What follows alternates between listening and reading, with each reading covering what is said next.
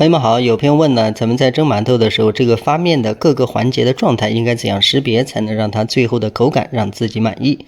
大家好，我是老莫，喜欢的朋友记得点赞、收藏起来慢慢看。这第一步要识别的是面粉的干湿度，面粉的干湿度决定了它的吃水量，水量合适，既能松软又能筋道，可以像这样捏一下，非常松散就比较干，这个时候正常放水就可以了。如果一捏就成块，就说明它偏湿，要减水。接着放酵母呢，就按正常量放。下一个制作的关键就是水量了。如果这个水量偏少，面团偏硬一点，这个口感筋韧更容易做到。想让它软一点呢，咱们可以水量稍微提一点。后面是咱们水加完之后，把这个酵母搅拌开。开始的时候不要把水加完，咱们先把这一部分水慢慢的拨匀，拨成咱们画面中这样大的絮状。像这个时候，咱们搅拌到基本上没有太多干粉。这个时候呢，把剩下的水慢慢再加进去，同时要注意不要一次性加完，然后把这一部分搅拌匀。这个时候的它的粘度呢基本是一致的，这时候成团是最佳状态，水量也不需要加，咱们就能很轻松的把里面的面全部收完。收完之后，下一个状态让整个面团匀起来。因为咱们这个面呢，刚开始揉的时候呢，其实它表面的水量还是比较多的，咱们需要在案板上稍微撒上一点干粉，给它收一收。此时的面团，不管你怎样去捏去碰它，它表面呢都不会粘住你的手，这个面就是收的最均匀的状态。这种状况下，这个面团呢就可以进行发酵了。发酵之后，接下来的状态也是最关键的调节。这块面团咱们发酵到一半，给大家看一下。明显呢，这个时候看上去变大了，摸上去呢也软软的，但是这个时候大家可以看一下，其实它的厚度呢就没有太大的变化。这个时候呢，里面没有完全发透，一定要再等一等。这是发酵完成之后，也就是说最佳的一个状态。咱们整个拿起来，大家可以看一下这个厚度变得更厚了。所以大家看这个发酵状态呢，看厚度比看个体更加明显。下一步，咱们把面团取出来。接着把面团扒开，看一下里面的状态。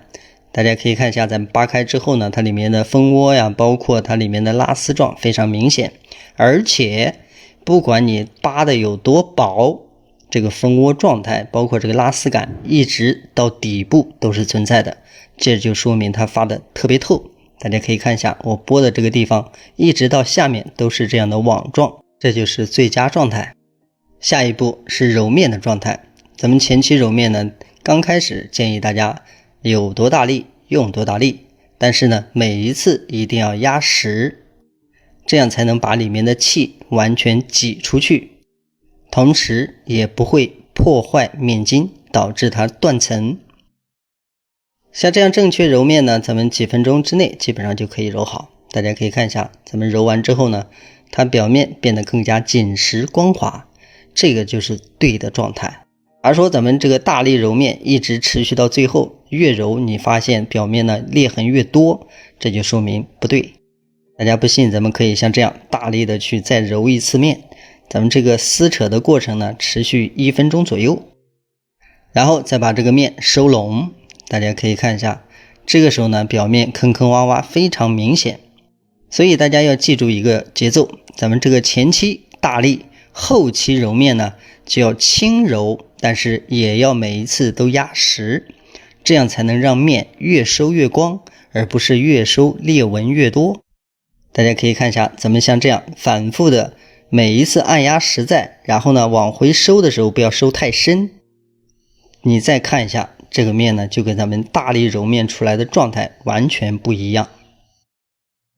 接着是下一个状态，咱们把这个面揉好之后搓成条，然后揪出剂子，为了更快识别，咱们就随便做一下。咱们把这个剂子呢，像这样给它按扁，按扁之后呢，它发酵好之后，它这个高度变化会非常明显。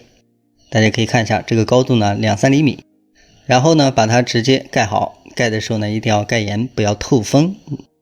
接着第二次发酵的关键是决定了馒头最终松软或者筋韧的一个关键。